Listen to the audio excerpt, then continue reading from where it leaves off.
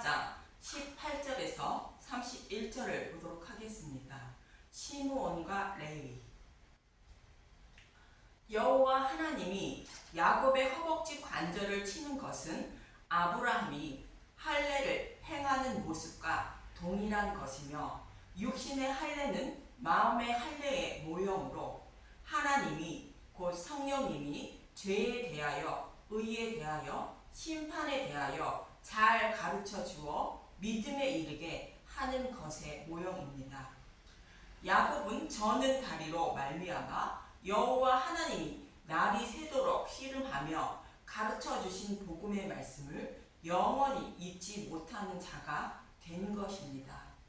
마치 아브라함이 할례를 행하고 생리적인 현상을 해결할 때마다 여호와 하나님이 책망하신 말씀을 기억하여 복음의 말씀을 영원히 잊지 못하는 모습과 같습니다.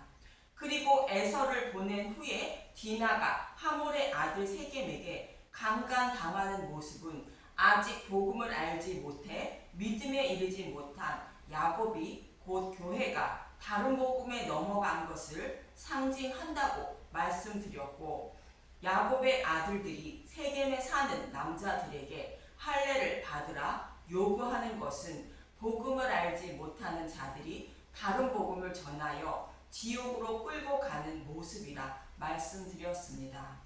그런데 이러한 자들을 어떻게 믿음에 이르게 하여 구원하실 것인지 본문 18절부터 보도록 하겠습니다. 창세기 34장 18절. 그들의 말을 하몰과 그의 아들 세겜이 좋게 여김으로 이 소년이 그 일 행하기를 지체하지 아니하였으니 그가 야곱의 딸을 사랑하며 그는 그의 아버지 집에서 가장 존귀하였더라. 세겜이 야곱의 딸을 사랑한다는 것은 사탄은 자신의 노예를 하나님께 빼앗기는 것을 몹시 싫어한다는 뜻으로 노예를 빼앗기지 않기 위하여 야곱의 아들들의 말을 따르는 것입니다. 창세기 34장 20절. 하몰과 그의 아들 세겜이 그들의 성읍문에 이르러 그들의 성읍 사람들에게 말하여 이르되 이 사람들은 우리와 친목하고 이 땅은 넓어 그들을 용납할 만하니 그들이 여기서 거주하며 매매하게 하고 우리가 그들의 딸들을 아내로 데려오고 우리 딸들도 그들에게 주자. 그러나 우리 중에 모든 남자가 그들이 할례를 받은 같이 할례를 받아야 그 사람들이 우리와 함께 거주하여 한 민족 되기를 허락할 것이라. 그러면 그들의 가축과 재산과 그들의 모든 짐승이 우리의 소유가 되지 않겠느냐. 다만 그들의 말대로 하자. 그러면 그들이 우리와 함께 거주하리라. 세겜이 야곱의 아들들의 말을 따르더라도 손해볼 것이 아무것도 없다는 것으로 사탄은 노예들을 하나님께 빼앗기지 않으면 된다는 뜻입니다. 그래서 그들은 시므온과 레위의 말대로 할례를 행하게 됩니다. 본문 24절에서 25절을 보도록 하겠습니다. 창세기 34장 24절. 성문으로 출입하는 모든 자가 하몰과 그의 아들 세겜의 말을 듣고 성문으로 출입하는 그 모든 남자가 할례를 받느니라.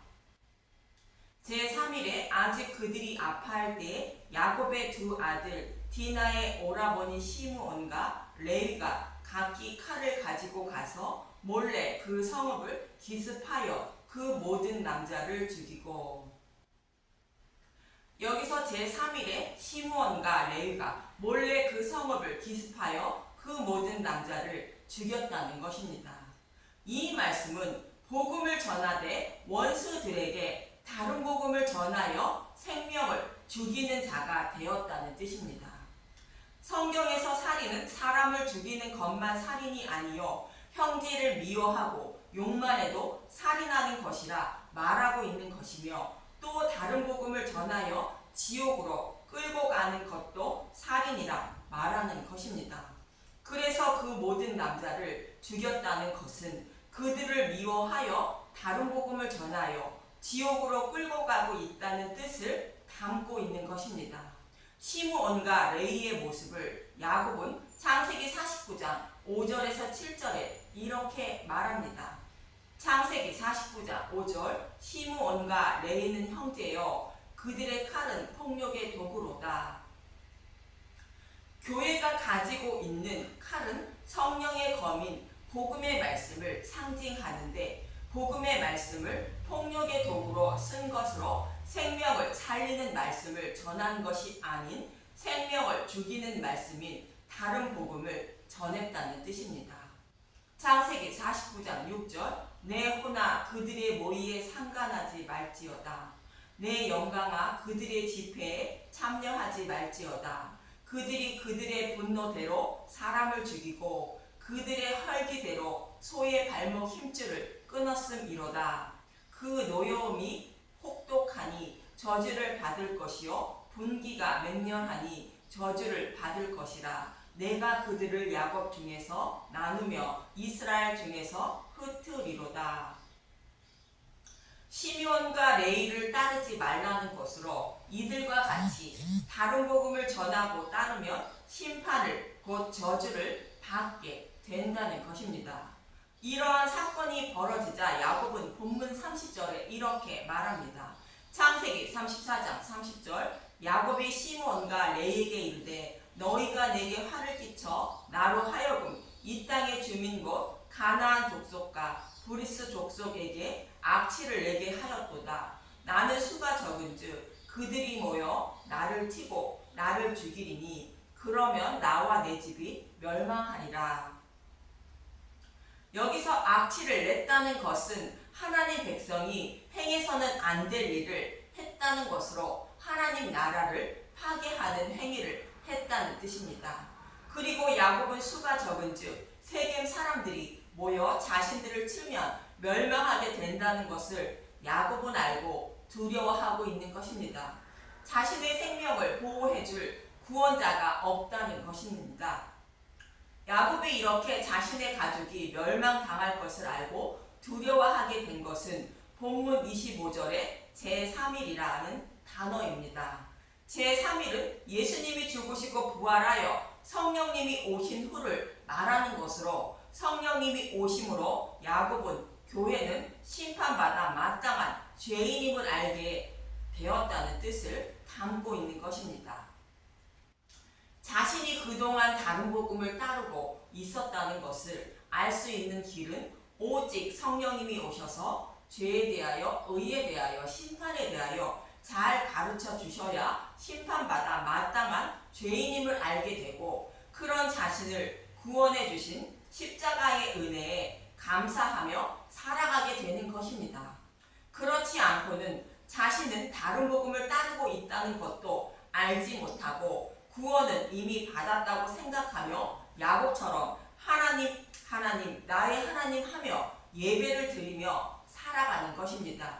이처럼 야곱이 제3일에 나와 내 집에 멸망하게 된다는 것을 알게 되었다는 것은 그동안 다른 복음을 따름으로 심판받아 마땅한 죄인이라는 것을 성령님이 오심으로 비로소 깨닫게 된 것을 말합니다.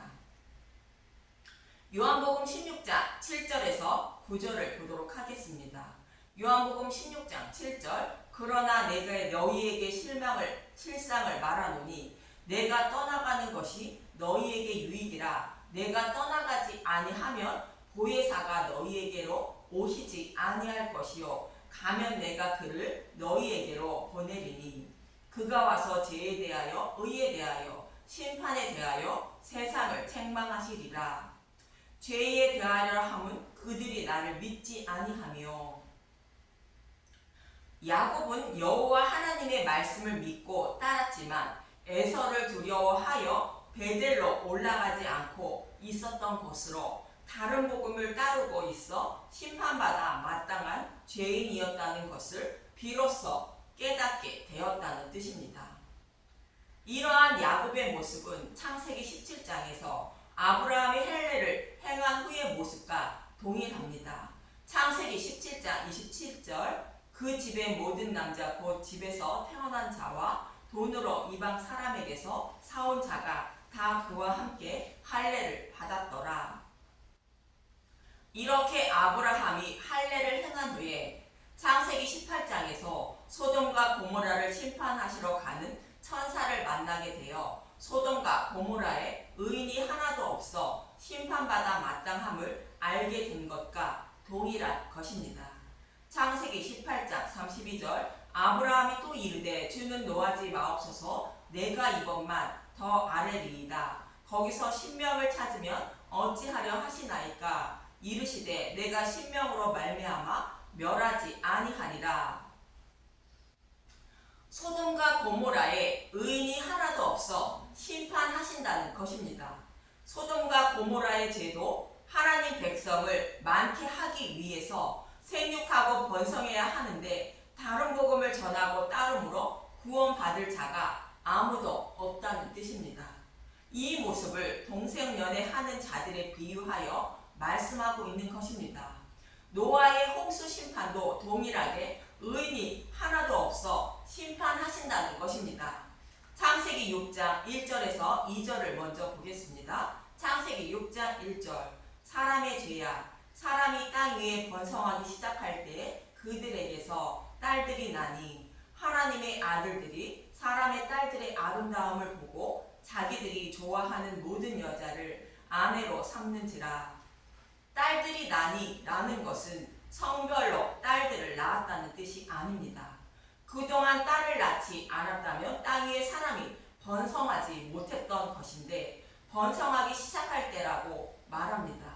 이 말씀은 진리의 말씀을 따르는 사람들을 예수님을 따르는 자들이라는 뜻으로 하나님의 아들들이라 표현하고 있는 것이며 딸이라 표현하고 있는 것은 다른 복음을 따르고 있는 자들을 말하는 것입니다. 그래서 진리를 따르던 하나님의 백성들이 다른 복음을 전하는 자들에게 넘어갔다는 뜻으로 딸들의 아름다움을 보고 아내로 삼았다고 말하는 것입니다. 이어지는 5절에서 7절을 보도록 하겠습니다. 창세기 6장 5절 여호와께서 사람의 죄악이 세상에 가득함과 그의 마음으로 생각하는 모든 계획이 항상 악할 뿐임을 보시고 땅 위에 사람 지으셨음을 한탄하사 마음에 근심하시고 이르시되 내가 창조한 사람을 내가 지면에서 쓸어버리되 사람으로부터 가축과 기는 것과 공중의 새까지 그리하리니 이는 내가 그것들을 지었음을 한탄함이니라 하시니라. 진리를 따르던 하나님의 아들들이 다른 복음을 전하는 자들에게 넘어가 다른 복음을 따름으로 심판하신다는 뜻입니다.